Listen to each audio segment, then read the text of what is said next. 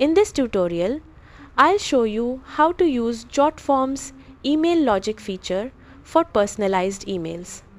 Open your browser and go to jotform.com, then log in to your account.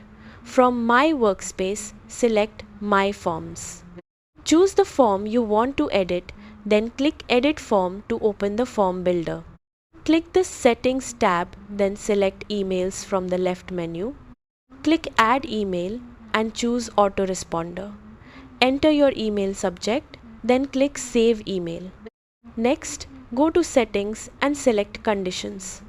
Choose Change Email Recipient from the list of condition types. Select the form field you want to use for the condition, choose the appropriate rule, enter the value that should trigger the email, and select the email template you want to send. When you're finished, click Save to apply the email logic.